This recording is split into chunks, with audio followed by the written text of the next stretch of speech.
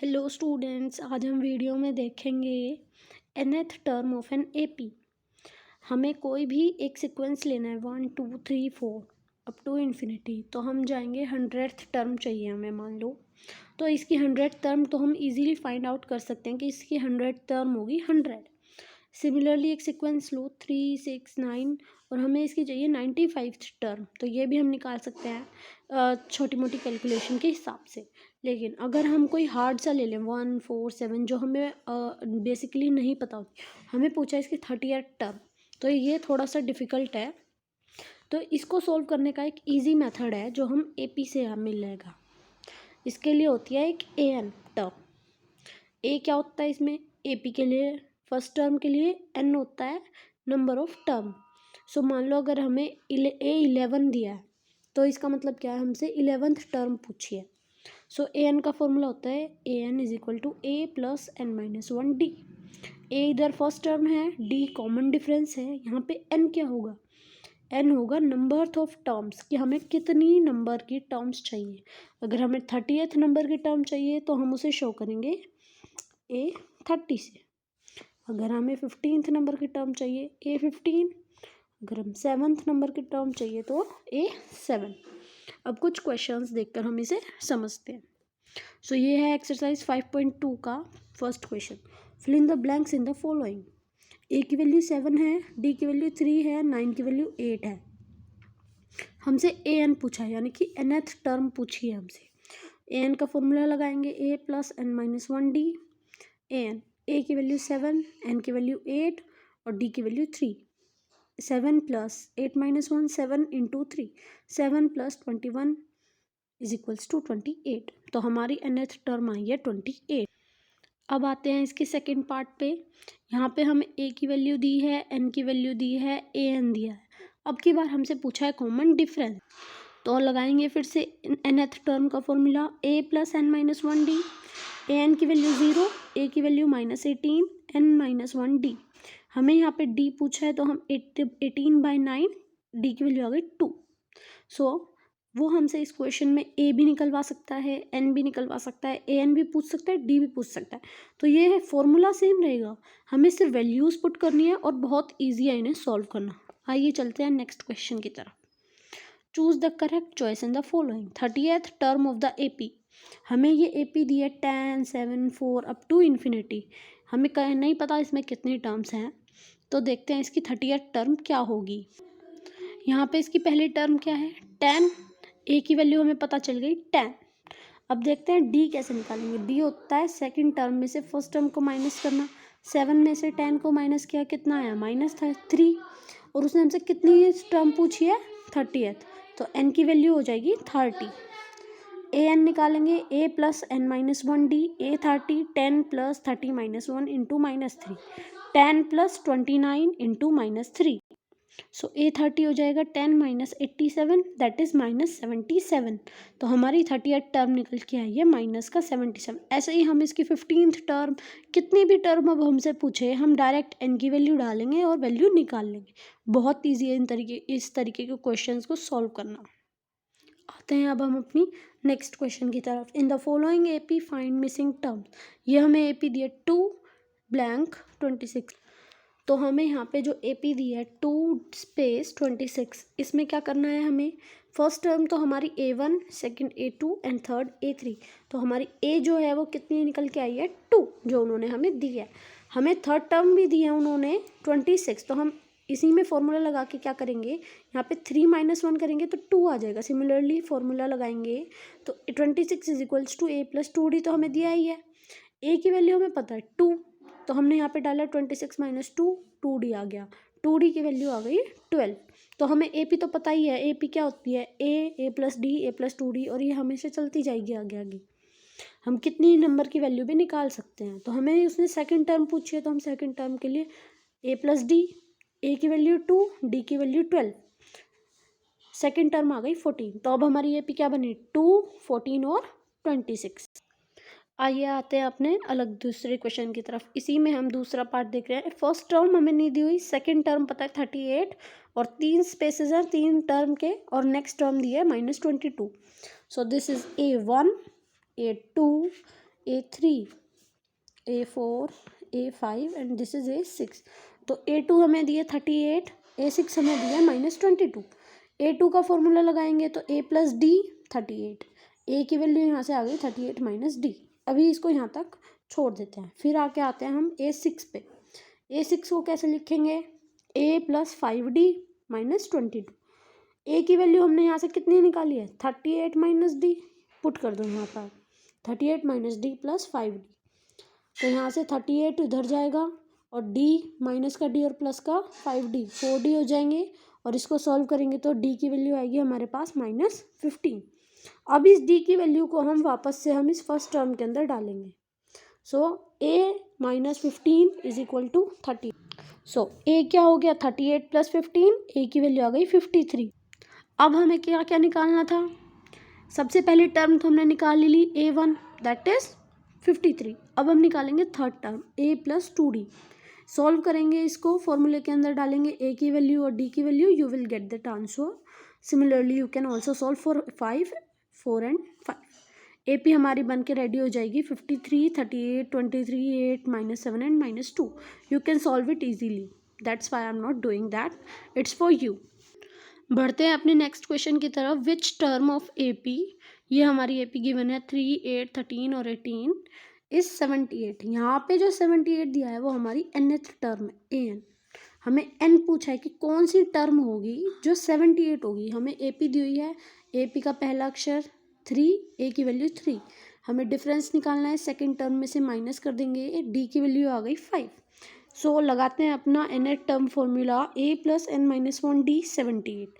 Similar question है जैसे हमने पहले किया है। AN पता है, A पता है, D पता है, N निकालना है। फॉर्मूले में पुट करो, N की वैल्यू निकालो। फिर भी मैं आपको एक बार फिर से बता देती हूँ।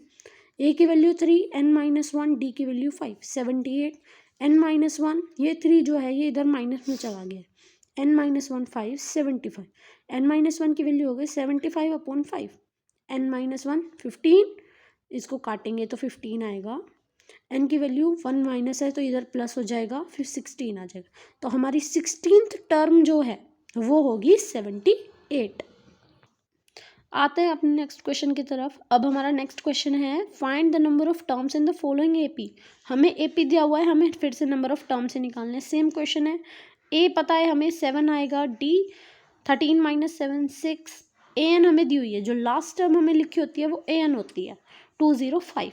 और हमसे क्या पूछा है? नंबर ऑफ टर्म्स यानी कि n। डालेंगे अब n के फॉर्मूले के अंदर A plus n minus 1D। AN की वैल्यू डाली 205, A की वैल्यू 7, n माइनस 1, D की वैल्यू 6। सिमिलरली हमने वैल्यूज़ पुट करी, सॉल्व किया। 7 इधर जाएगा, 6 डिवाइड में जाएगा, n की वैल्यू +1 इधर आ जाएगा, 34 आ जाएगी। सिमिलर क्वेश्चंस हैं ये, you can do yourself. So next question हमारा find the 31st term of AP whose third term is 7 and 7th term is 19। So we can do this question. हमसे पूछा है A31, A3 हमें दिया हुआ है 7, A7 दिया हुआ है हमें 19। सो फर्स्ट टर्म A3 को क्या लिख सकते हैं? A plus 2D 7। A7 को लिख सकते हैं A प्लस 6D 19। अब मुझे पता है आपको ये आता होगा शायद, तो फिर भी मैं बता देती हूँ। जब ये सिमिलर होते हैं A और A, तो हम यहाँ पे दोनों प्लस के हैं तो एक को माइनस कर देंगे तो सारे माइनस होते चले। यहाँ प्लस है तो यहाँ भी माइनस, ये प्लस का है तो ये भी माइनस। तो A से ये तो हो जाएंगे कैंसिल, और 2D माइनस 6D, माइनस का 4D होगा 7 माइनस 19 दैट इज़ -12। तो हमारे पास D की वैल्यू आएगी 3। अब हम इस D की 3 को हम इसमें डालेंगे, इस वाले में। 2 plus A plus 2 into 3 7, A plus 6 7, A is equals to 7 minus 6 1। अब हम निकालेंगे A31 जो हमसे उस क्वेश्चन में पूछा गया था सबसे पहले। A31 के लिए हमें A चाहिए था, D चाहिए था, जो हमने निकाल लिया। A यहाँ से और D यहाँ से, दोनों की वैल्यूज डालेंगे A और D की। सॉल्व करके आंसर आ जाएगा हमारा 91। तो हमारी A31 आई है 91। So our next question is this. The 17th term of AP exceeds its 10th term by 7. Find the common difference. हमें यहाँ पे क्या दिया है? 17th टर्म दिया है और एक 10th टर्म दिया है, लेकिन उनमें एक रिलेशन है कि जो 17th टर्म है वो A10 से 7 ज़्यादा है। यानी कि A17 is equals to A10 + 7। अगर आपको इतना समझ में आ गया है तो क्वेश्चन कंप्लीटली आप खुद से कर सकते हो। सो A17 को हम लिख सकते हैं A + 16D और A10 को लिख सकते हैं A + 9D। ये तो बहुत छोटी सी बात हो गई है, इतने सारे क्वेश्चन हम कर चुके हैं, तो मेरे ख्याल से आपको ये आ गया होगा अब तक। +7 हमें एज इट इज़, A से A कैंसिल हो जाएगा हमारा यहाँ पे, 16D - 9D 7, तो ये 7D is equal to 7, D की वैल्यू आ गई 1। तो ईजी है सॉल्व करना, एक एक नंबर के क्वेश्चंस, दो नंबर के क्वेश्चंस इस चैप्टर से बहुत ज़्यादा आएंगे। So basically you prepare well. Next question है हमारा, how many 3 digit numbers are divisible by 7। So हमें यहाँ पे कहा गया है 3 डिजिट नंबर्स। कौन से होते हैं 3 डिजिट नंबर्स? 100, 1 2 3 डिजिट वाले 100, 101, 102, और ये कहाँ तक चलते हैं? 999 तक, क्योंकि नेक्स्ट तो 1000 हो जाएगा जो कि 4 डिजिट नंबर है। तो हमें यहाँ से शुरू करना है 100 से। हम देखेंगे 100 7 से डिविजिबल है, देखो करके 100 7 से डिविजिबल कितने पे जाएगा? 1 पे, 7 30, नॉट डिविजिबल क्योंकि 2 एक्स्ट्रा 28, 4 पे जाएगा 28, तो हमारा डिविडेंडर बच रहा है 2। सो हम ऐसे ही करके देखेंगे 101, सिमिलरली 7 से करेंगे 1 पे जाएगा 7, फिर 3 बचेगा 31, अगेन 4 पर जाएगा 28, हमारा बचेगा इस बार 3। सो हम ऐसे ही करते जाएंगे और हम पहुंच जाएंगे 105 तक। अब 105 को 7 से करके देखते हैं, तो ये जाएगा 1 पे, 7 3 5, ये 5 पे गया एज इट इज़। जब तक करना है जब तक ये कम्प्लीटली 7 से डिविजिबल नहीं हो जाता। और ऐसा हम क्यों कर रहे हैं? क्योंकि हमें वो ही नंबर्स चाहिए जो ओनली 7 से डिविजिबल हों। सो ये तो हो गई हमारी स्टार्टिंग नंबर कि 100 से शुरू किया था, 101, 102, 103, 104, इन सब नंबर्स को चेक करेंगे, एक भी 7 से वो डिविजिबल नहीं होगा। उसके बाद आएगा 105 जो डिविजिबल हो जाएगा। अब 7 का डिविजिबल अगला क्या होता है? 7 + 7, ऐसे ही होता है। तो 105 में हम 7 प्लस करेंगे तो क्या आ जाएगा? 102। सिमिलरली 7 प्लस करेंगे 119। अब हमें चाहिए लास्ट टर्म। अब हमें चाहिए लास्ट टर्म, तो हम उसके लिए क्या करेंगे? हमें पता है लास्ट टर्म होती है 3 डिजिट, जो लास्ट नंबर है वो है हमारा 999। तो अब हम इसको करके देखेंगे क्या ये हो रहा है 7 से डिविजिबल। करके देखें, 1 7 पे गया 29, 4 पे गया 28, 1 बचा 19, अगेन 2 पे गया 14, 5 बचा, यानी कि 5 डिजिट ऐसी होंगी जो कम करेंगे हम 999 से। तो क्या आ जाएगा? 994। या फिर अगर हम माइनस भी ना करना चाहें तो 998 करके देखेंगे, 997, 996, 995, 994। तो जो 994 है वो कम्प्लीटली डिविजिबल हो जाएगा, और ये हमारी लास्ट होगा ये नंबर जो थर्ड जो डिविजिबल होगा 7 से। लास्ट 3 डिजिट नंबर है ये जो 7 से डिविजिबल होगा। सो अब हमारे पास है ए भी पा गया हमें, डी भी निकल जाएगा और लास्ट टर्म भी पता है। ए एन हमारी निकल गई 994, तो ए की वैल्यू 105, डी हमें पता ही है 7 है। ए एन की वैल्यू निकालेंगे, यहाँ से हम एन निकाल लेंगे, ठीक है।